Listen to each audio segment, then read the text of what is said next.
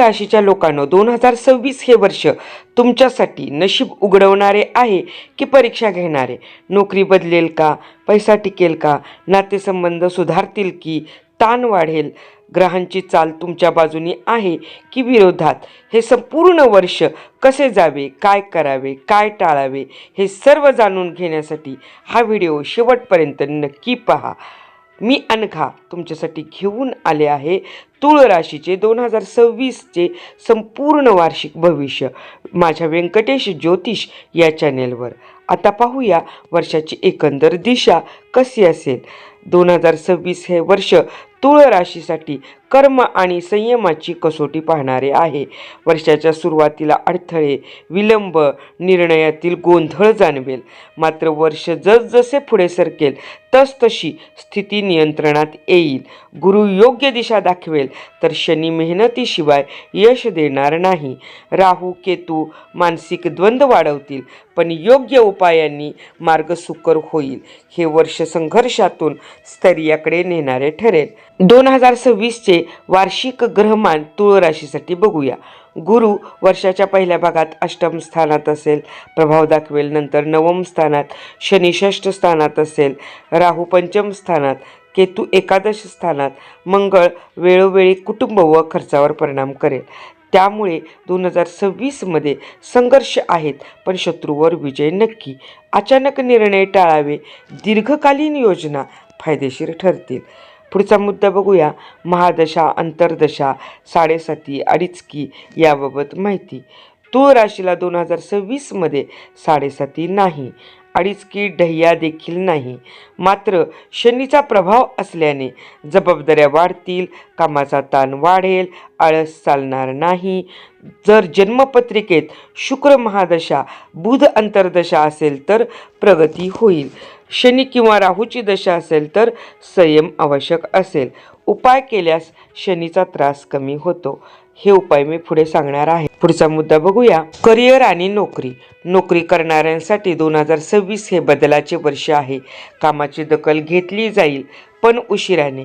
April ते August दरम्यान transfer, बदल किंवा जबाबदारी वाढेल. पदोन्नती मिळेल, पण त्याबरोबर कामाचा ताणही वाढेल. वरिष्ठांशी मतभेद टाळा, लिखित पुरावे ठेवा. सरकारी नोकरीसाठी प्रयत्न करणाऱ्यांना वर्षाच्या उत्तरार्धात यश मिळेल. तिसरा मुद्दा बघूया. व्यवसाय आणि व्यापार. व्यवसायात स्थैर्य हळूहळू येईल. नवीन व्यवसाय जुलै नंतरच सुरू करावा. भागीदारीत अहंकार व गैरसमज टाळा. मार्च आणि मे दरम्यान खर्च वाढेल, नफा कमी राहील. ऑक्टोबर-डिसेंबरमध्ये मोठे ऑर्डर, नवीन ग्राहक मिळतील. जोखमीचे निर्णय फेब्रुवारी व जूनमध्ये टाळावे. आर्थिक स्थिती, धन, पैसा आणि गुंतवणूक. पैशाची आवक राहील, पण साठवण कमी होईल. घर, वाहन, शिक्षण, आरोग्यावर खर्च वाढेल. जुने कर्ज फेडण्याची संधी मिळेल. नवीन कर्ज शक्यतो टाळा. शेअर मार्केटमध्ये सट्टा नको. दीर्घकालीन गुंतवणूक करा. ऑगस्टमध्ये अचानक धनलाभाचा योग आहे. महिलांसाठी वार्षिक भविष्य बघूया. घर आणि करिअर यांचा ताण जाणवेल. स्वतःकडे दुर्लक्ष होऊ देऊ नका. मानसिक तणाव, चिडचिड वाढू शकते. माहेर सासर संबंध संवादाने सुधारतील. आर्थिक स्वावलंबनाची संधी मिळेल. गृहिणींसाठी धार्मिक कार्य, गृहसौख वाढेल. शेतकऱ्यांसाठी वार्षिक भविष्य बघूया. पीक उत्पादन समाधानकारक राहील. पावसाचे प्रमाण मध्यम ते चांगले. खत बियाणे यावर खर्च वाढेल. सरकारी योजना अनुदान मिळू शकते. दुग्ध व्यवसाय व पशुपालनातून फायदा होईल. कर्ज घेण्यापूर्वी काळजी घ्या. व्यापारी व उद्योजकांसाठी हे वर्ष कसे असेल बघूया. बाजारात चढ उतार राहतील. नवीन ग्राहक मिळतील, पण विश्वास निर्माण करावा लागेल. मोठे व्यवहार एप्रिल-जून नंतर टाळावे. परदेशी व्यापाराचा विचार नोव्हेंबर नंतरच करा. कर, GST कागदपत्रांमध्ये निष्काळजीपणा नको. आरोग्य हा मुद्दा बघूया. शारीरिक व मानसिक. मार्च व सप्टेंबरमध्ये आरोग्याकडे लक्ष द्या. पोट, त्वचा, कंबर, झोपेचे त्रास संभवतात. मानसिक ताण, चिंता वाढू शकते. नियमित चालणे, योग आवश्यक. प्राणायाम, ध्यान उपयुक्त ठरेल. प्रेम, विवाह व नातेसंबंध प्रेमी संबंधात भावनिकता वाढेल. संशय व गैरसमज टाळा. नवीन प्रेमसंबंध मे जुलैमध्ये संभवतात. विवाहासाठी नोव्हेंबर डिसेंबर उत्तम. वैवाहिक जीवनात संवाद महत्त्वाचा. पुढचा मुद्दा बघूया. कुटुंब आणि सामाजिक जीवन. ज्येष्ठांचे आरोग्य काळजीपूर्वक पहा. भावंडांशी जुने वाद मिटतील. समाजात मान प्रतिष्ठा वाढेल.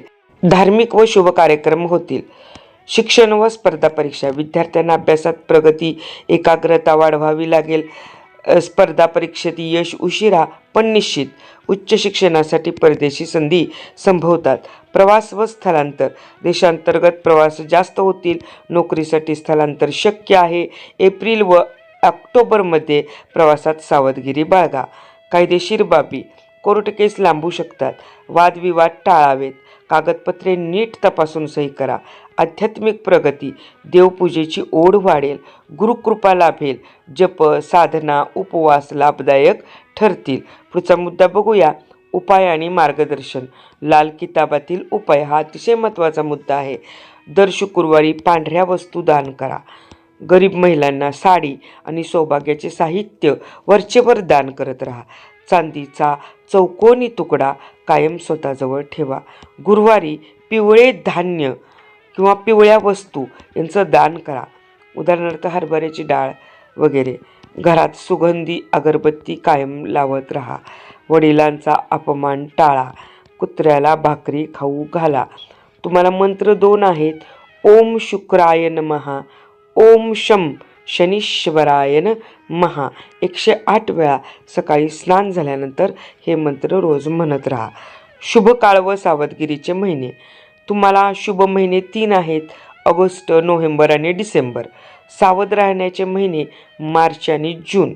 निर्णय गुरुपुष्य व रविपुष्य योग यामध्ये घेऊ शकता. शुभ रंग वार आणि तारखा.